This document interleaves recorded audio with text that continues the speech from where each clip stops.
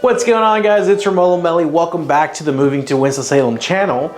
In today's video, we're going to be talking about some of the best wineries in the Winston-Salem area. Let's go.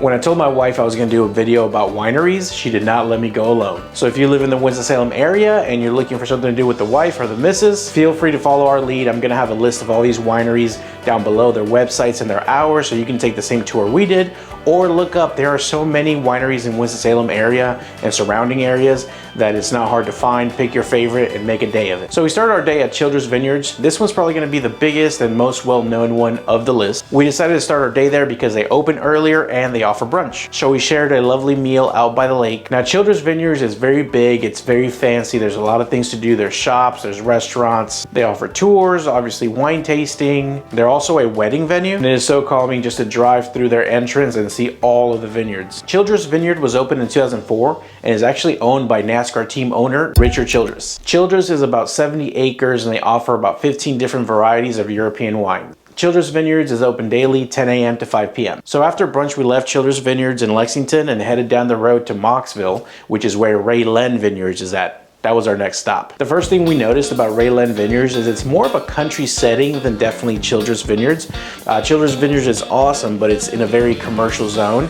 Ray Len is out in the country. When you drive in, you pass the gates and you're surrounded by vineyards on your left and your right. There's actually a pond on the property and a huge building. I thought it was pretty cool that Ray Len Vineyards actually has electric car charging, and we were greeted by some really friendly staff. As soon as we walked in, they offered us a wine tasting and we couldn't say no. We tried a bunch of different red wines in a group setting, and the hostess was super knowledgeable and super friendly, and we just felt very welcome. Ray Len is such a beautiful place, and it was founded in 1999. According to their website, Joe and Joyce Neely were inspired by Napa Valley, came back to North Carolina, and decided to open Ray Len Vineyards. You can definitely buy a bottle and enjoy some wine on the inside, or you can sit on the outside and enjoy the beautiful rolling hill views. Ray Len is open Monday through Saturday, 11 to 6, and Sunday, 12 to 6. Make sure you stop by. After we got done with our wine at Ray Len Vineyards, we decided to head to Yadkinville, which is where Hanover Park is. Hanover Park Wineries was actually one of our favorite wineries for atmosphere. You're just driving down the road and all of a sudden you see an old unassuming farmhouse with a little sign that says Hanover Park Wineries. You drive into the gravel parking lot, you park, and you head towards the house. Hanover Park definitely felt like we were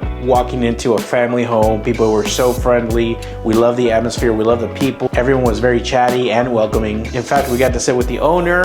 She told us a little bit about her inspirations and how long she'd been in operation. And we happened to come on chili day. Apparently, the owner is actually known for her chili, and we paired wines with chili, which was a first for me. It was interesting to find out they actually do weddings at Hanover Park as well. And I just think it's so cool that their tasting room is an 1800s farmhouse. Now, Hanover Park claims that their wines can be confused with wines from the Rhone River Valley in France. Now, my palate's not that great, so I couldn't tell you, don't take my word for it, but everyone there seemed to enjoy their wine, and we definitely did as well. And that chili wasn't too bad either. According to their website, after a month-long honeymoon in the south of France in 1996, they were inspired to come back and open up a winery. So definitely check that place out. If you drive by too fast, you might miss it. It's not too big. However, everyone there is super friendly, super welcoming, and they got some great wines too. After we got done with our chili and wine, we hit the back roads towards Louisville and ended up at Madeloni Cellars. Madeloni Cellars was awesome. We got there, we parked, we walked down to the main building, and you guessed it, we did another wine tasting. Even though we had some chili, we decided to slow down a little bit because we still had to drive, so we shared one. Madeloni Cellars is definitely upscale, very rustic, very modern. They had outdoor seating and indoor seating.